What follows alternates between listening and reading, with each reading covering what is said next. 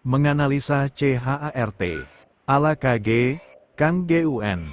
KG Forex System merupakan salah satu strategi yang populer dan memberikan kemudahan bagi para trader dalam menganalisa arah pergerakan harga.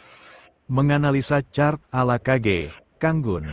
Belajar bisnisforex.com. 2. Menganalisa chart mungkin bagian yang pertama membuat bingung para pemula di forex, termasuk saya di awal menggeluti bisnis ini. Cela bisnis BU, yup bisnis. Saya lebih suka menyebut forex ini sebagai sebuah bisnis. So, saya menyikapi dan melakukannya layaknya sebuah bisnis. Banyak cara yang dilakukan para trader untuk menganalisa chart baik secara fundamental maupun teknikal, di mana hasil analisa inilah nanti yang digunakannya untuk melakukan transaksi dengan membuka posisi buy atau sell atau mungkin menahan diri untuk tidak melakukan transaksi terlebih dahulu. Atau menunggu momen lah istilah teman-teman biasanya. Cara mana atau teknik analisis mana yang terbaik? Saya lebih suka mengatakan bahwa semua teknik atau cara apapun dalam menganalisa chart yang digunakan setiap trader dan mampu membuatnya menghasilkan sebuah keputusan yang tepat adalah cara yang terbaik. Jadi jika ada yang menganalisa berdasarkan hidungnya gatal atau tidak gatal untuk membuat keputusan buy atau sell dan ternyata dalam prakteknya keputusan tersebut selalu tepat, saya pikir ini juga valid. Intinya semua cara atau teknik menganalisa itu baik, tidak ada yang buruk. Apa cara yang saya gunakan? Saya menggunakan murni technical analysis, artinya saya hanya menggunakan analisa matematis dan statistik untuk menganalisa pergerakan harga. Mengapa? Karena saya hanya bisanya itu,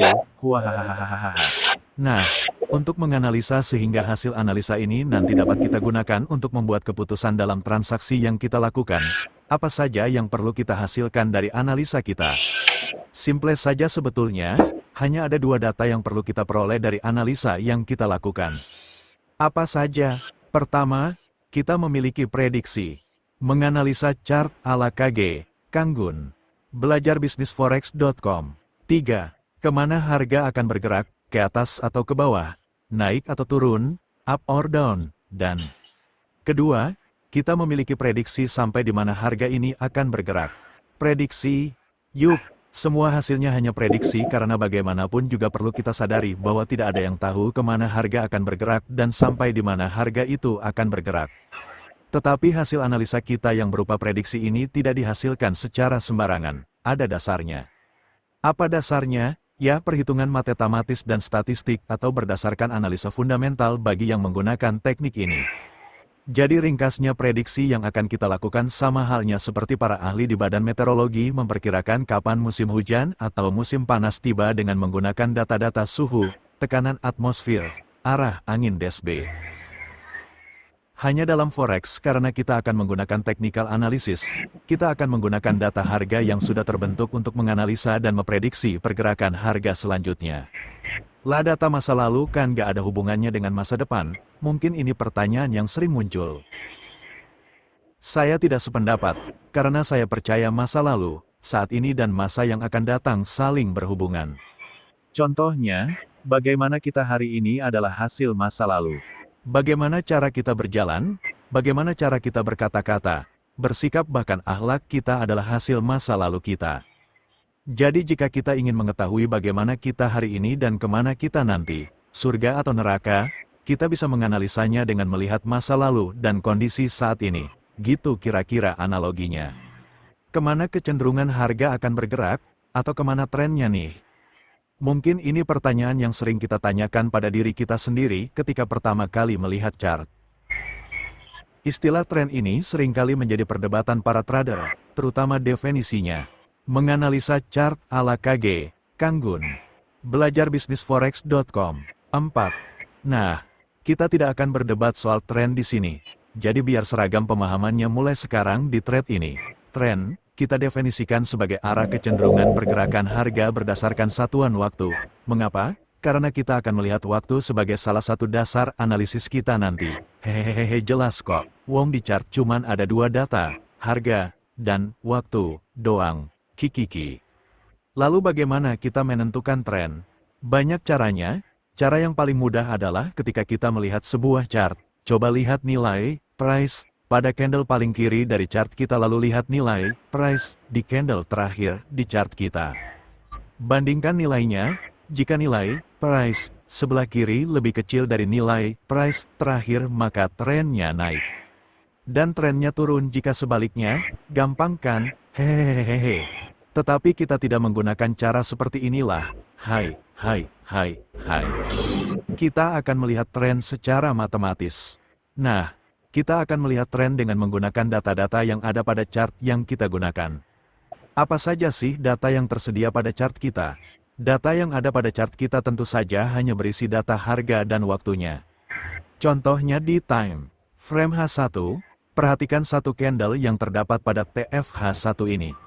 Setiap candle menggambarkan rentang pergerakan harga selama 1 jam, dan pergerakan harga yang terjadi selama 1 jam ini hanya diwakili oleh 4 nilai, yaitu nilai price high, low, open dan close, HLOC, di mana nilai high mewakili nilai price tertinggi, nilai low mewakili nilai terendah, nilai open mewakili nilai awal, nilai close mewakili nilai akhir di rentang 1 jam tersebut.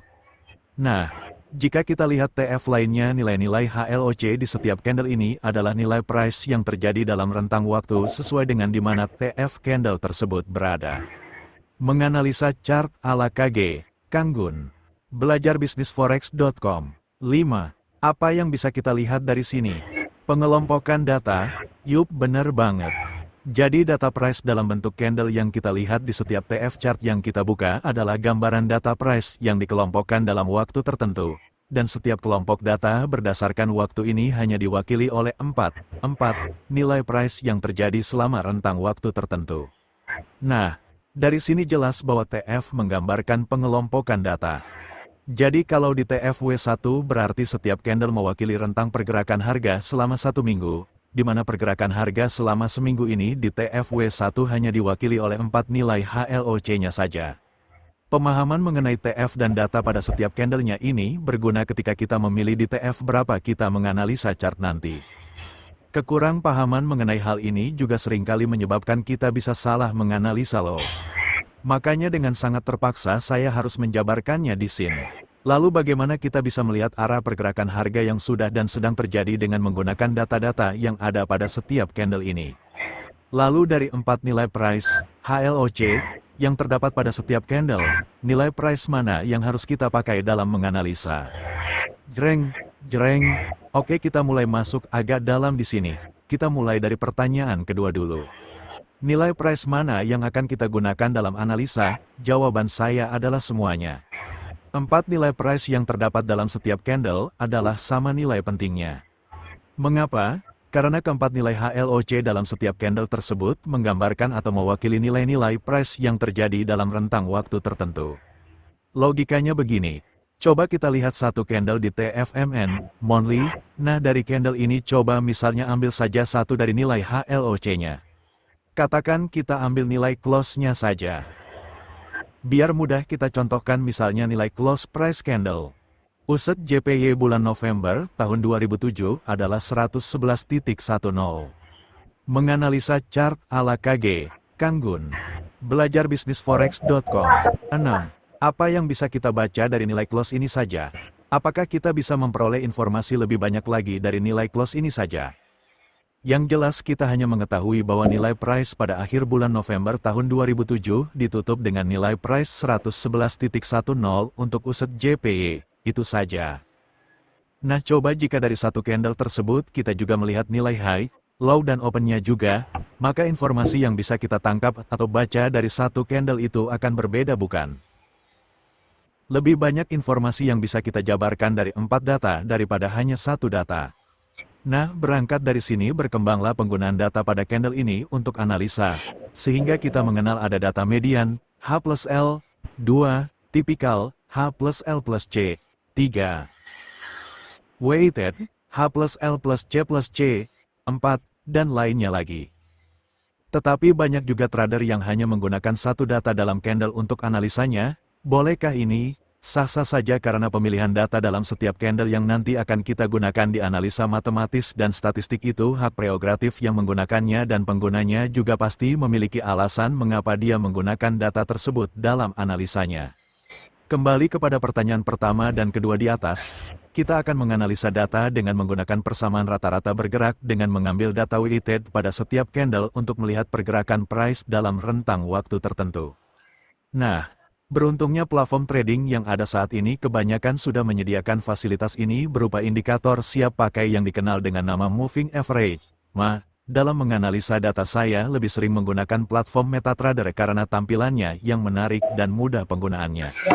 Apa sih Moving Average? Wuih, kalau dijabarin dengan formulanya bakal menjelimet nih thread, tapi untuk detailnya teman-teman bisa baca-baca mengenai rumus dan detail. Menganalisa chart ala KG, Kanggun. Belajar bisnisforex.com. 7. Mengenai ini di site-site seperti babaepips.com atau belajarforex.com atau tanya aja ke Mbah Google, hehehehe. Tapi yang jelas ini singkatnya menghitung nilai rata-rata bergerak dari sejumlah data tertentu.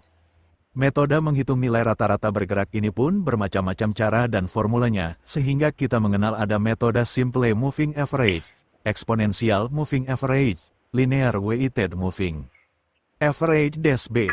Nah, biar gak pusing, selanjutnya kita hanya menggunakan metode Simple Moving Average, SMA, dan data dari setiap candle yang akan kita gunakan adalah data Type Weighted, HLCC, 4. Mengapa kita menggunakan metode SMA untuk melihat rata-rata bergerak dari pergerakan harga yang akan kita amati? Alasan utama kita menggunakannya adalah kesederhanaan dari formula SMA itu sendiri. Karena nantinya hal ini akan banyak memudahkan kita dalam memahami karakteristik dari pergerakan yang dibentuk oleh formula ini.